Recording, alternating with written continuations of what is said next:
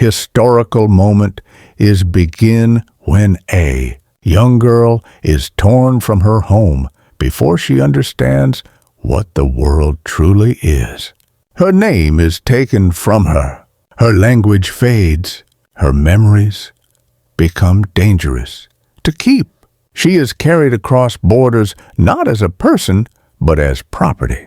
No one expects her to survive. No one expects her to matter. A true story from real life. Where are you tuning in from? Comment your city. Now let's dive into our story. And yet, decades later, her shadow stretches across one of the most powerful empires in human history. This is not a myth. This is not folklore. This is the life of Hurrem Sultan. History usually glorifies warriors, emperors, and conquerors. It remembers battles, victories, and crowns. But the most dangerous power is often exercised far from the battlefield. In the Ottoman Empire, influence was rarely loud. It moved quietly through corridors, behind curtains, and inside private chambers where decisions were whispered rather than declared. Hurrem Sultan learned this truth early. Her journey began far from the marble halls of Istanbul. As a child, she was captured and sold into slavery, transported through markets where human lives were priced and traded. When she arrived at the imperial harem, she entered a world that many imagine as luxurious, but few understand as brutally controlled. The harem was not a place of indulgence.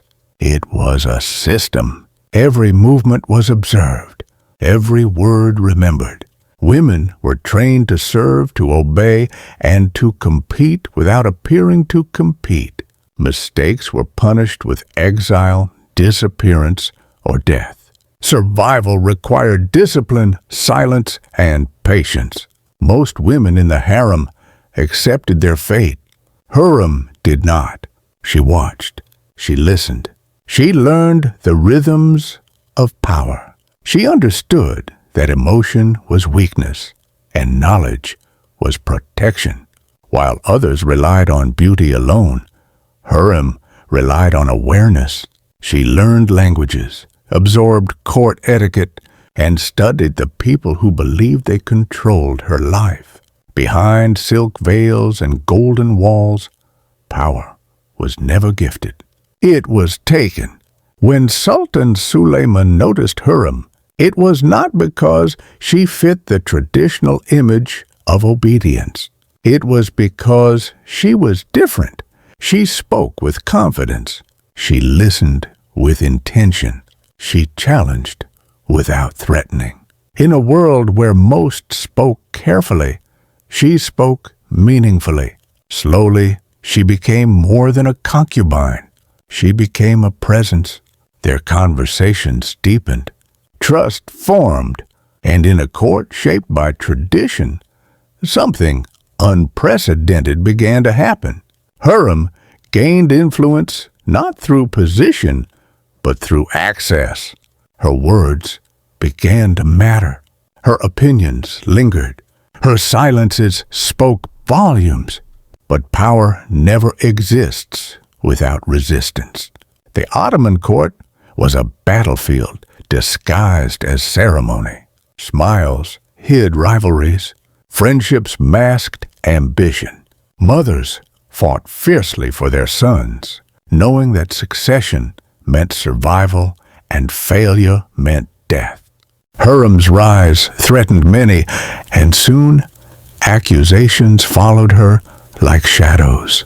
She was called manipulative, dangerous, untrustworthy. She did not fight back openly. She waited. Time in the Ottoman court was often deadlier than weapons. Hurrem understood when to speak and when to disappear. She allowed others to underestimate her, and while they focused on her presence, she focused on the system that governed them all. Then came the moment that shocked the empire. Against centuries of Ottoman tradition, Sultan Suleiman married her legally. A former concubine became his lawful wife. This was not just personal, it was political. The balance of power shifted overnight. Hurrem now held legitimacy in a world where legitimacy defined survival. But marriage did not bring safety.